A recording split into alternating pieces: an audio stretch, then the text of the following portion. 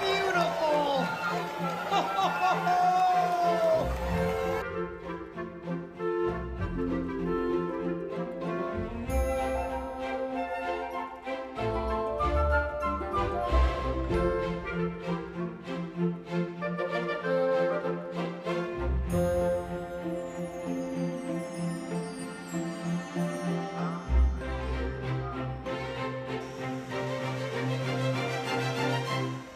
If you're lost, I'm the guy that puts up all the lights. they'll light the way. We're talking over 1 million. Lights of Life, wishing happy holidays. So a lot of these displays are over 40 years old, and they're all super big, super heavy. You know, it's very challenging. It takes 6 to 8 of us 2 months to put this whole light show up. Jared Franklin takes care to string the lights in September in hopes that families from near and far all remember. We just enjoy making people happy with the lights. It's like taking a step back in time, an old school light show. Old school, we're talking back in the 80s. Ask Jan O'Connell from Florida. She was a much younger lady. We lived here back in 1983 and raised our children here, and we used to come to Life College when they first started the lights. Now 5 generations look in wonder and awe. Elves, trees, and trains and snowflakes they saw. Family is the highlight of our lives, and we enjoy seeing our kids so much, and especially the holiday time is so wonderful. A light in the dark and a flickering flame. It's our payback to the community for having us and supporting us. Fun for these kids and pets all to tame. Sights and sounds of Christmas on a cold winter's night. It's great seeing people's faces light up, and the kids especially. Makes even the coldest warm, merry, and bright. Yeah, it makes it all worth it.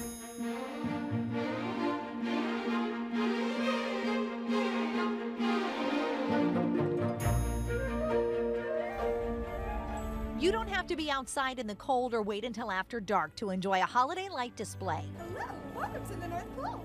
Inside the Westminster Town Mall, the same people that brought you Hera's Nightmare for Halloween have created an entirely new, family-friendly experience with Hera's Snowy Wonderland. We wanted to switch it up for the holiday season to give everyone not just a scare, but now also a family event. Here you can visit with reindeer and see some of your favorite holiday characters taking unlimited pictures along the way with selfie stations throughout. We do sell limited tickets so everyone can enjoy a full experience. There's even a letter writing station to Santa, where you can actually write letters to Santa, put it in the mailbox before you enter the post office, and then travel down to the North Pole. And for your trip, concessions. We have hot chocolate, we have mocha, if that's what you want. We have coffee, cotton candy, popcorn, and donuts.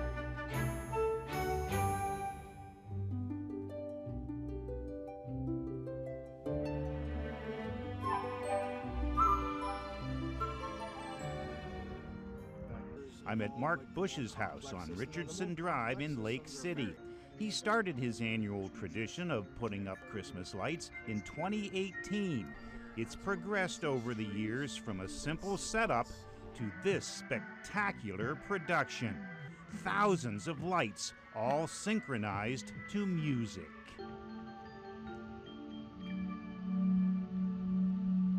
Over the years, the traffic that would come here, and I believe everybody, maybe within Erie County, but definitely in Girard and Lake City, look forward to driving down Richardson and seeing what's new this year. Mark is very excited to unveil this year's production. Last year, after all the work he did to set up all the lights and to program all the technology, that notorious November snowstorm destroyed some of the display in his front yard. It's just all that hard work you put in last year, and it crushed everything, and I really couldn't run the show for 2 weeks when we were really in that situation.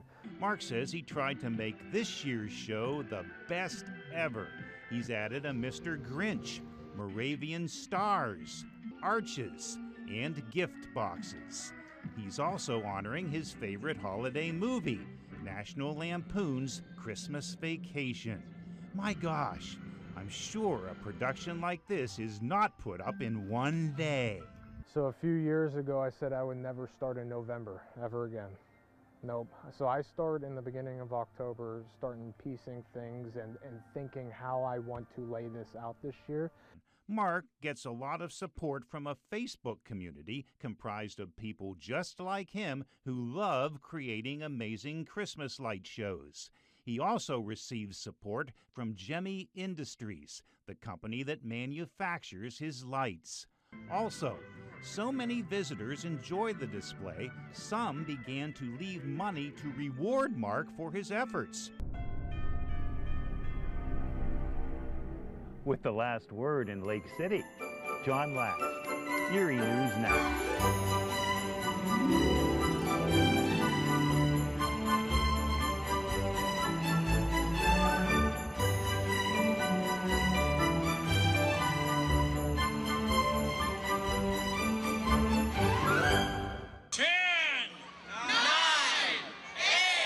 It's the moment this crowd has been waiting for. 3, 2, 1.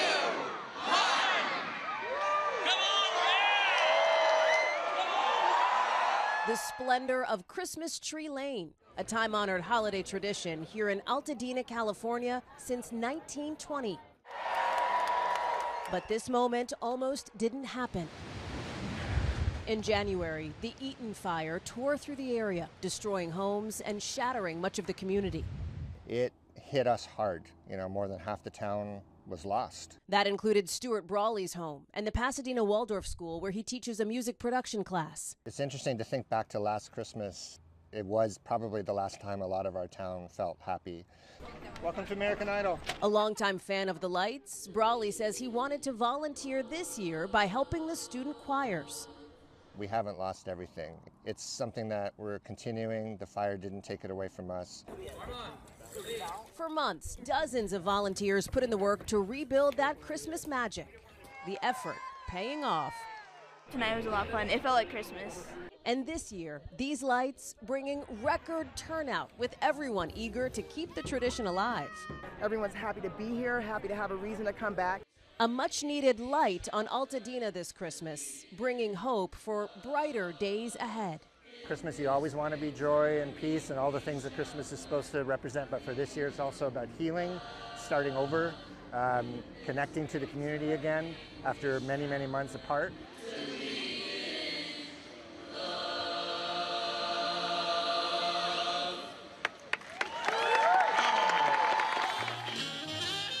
The countdown to Christmas is on. I just want to have a good Christmas. A Lego. A lot of Legos. I like Legos. Just to have a great time, a good Christmas with our family. As families gather at the state capitol Wednesday night for the annual tree lighting, hoping their Christmas wishes come true. I want to be our headset. And there's no shortage of Christmas cheer.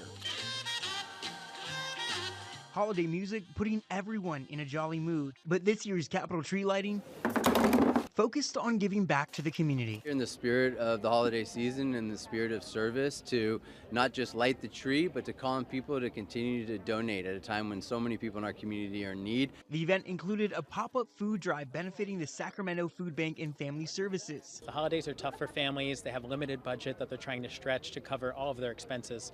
So food tends to fall by the wayside sometimes. So for us to be able to provide food to those families, it frees up budget that they can then spend on gifts for their children, a holiday meal. These acts of service setting the stage for the main event. 3, 2, 1, light the Christmas tree! As the 60-foot tree on the west steps lights up for those wishing for a Christmas miracle. Merry Christmas! Merry Christmas! Merry Christmas!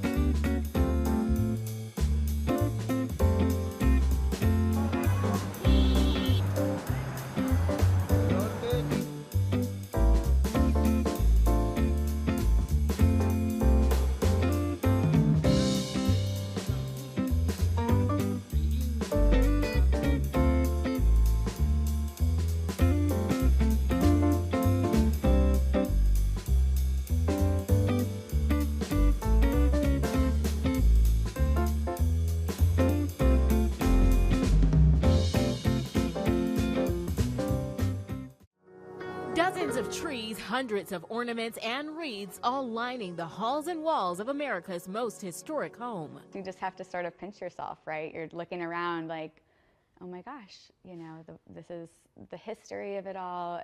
This holiday season, Kate Ruggie from Mason became a part of that history. I really found myself gravitating towards all the little details that are in the White House and the history of it all, and the decor, the wallpaper. I mean, everything is so intricate and intentional. The wife, mom of two, and interior designer says she's watched HGTV's Christmas at the White House special every year. And this year, she applied to be a volunteer decorator through the White House's website. And in October, she was chosen for the job. The First Lady, actually, she is super hands-on and involved in the entire process and puts together sort of the theme and her vision of what she wants for the decorations this year, which was Home is Where the Heart is the theme for 2025. Once the volunteers arrived in D.C., they got to work at a warehouse which stores the decorations, sorting, checking lights, and crafting. From there, they moved to the White House, where Kate says they spent 10 to 12-hour days bringing the theme to life.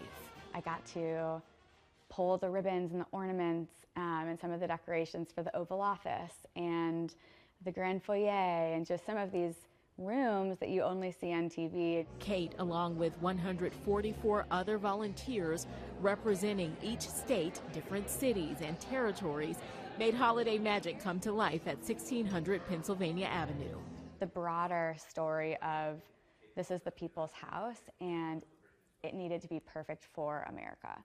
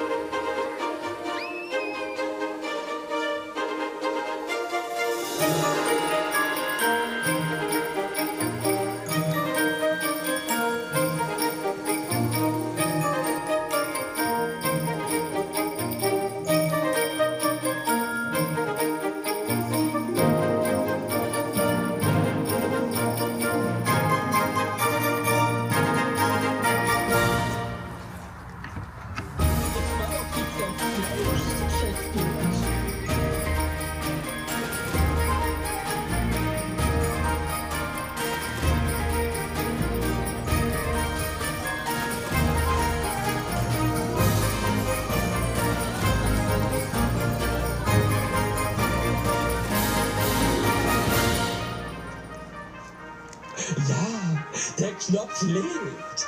Und ich auch.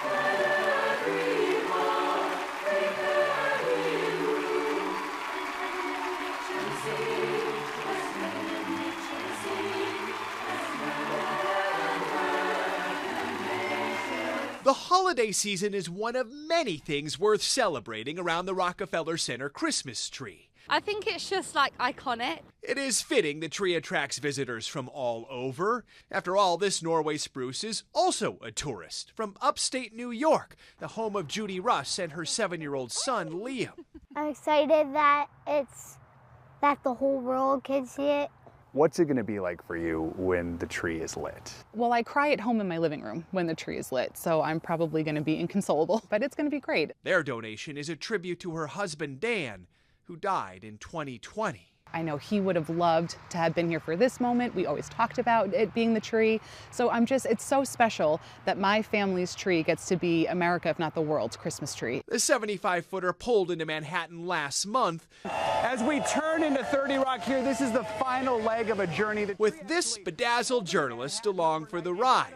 Crews topped it with a 900-pound Swarovski star and wrapped it in strings of LEDs. Did you hear how many lights they're going to put on this tree? No. 50,000 lights. Mind-boggling, right? He's speechless.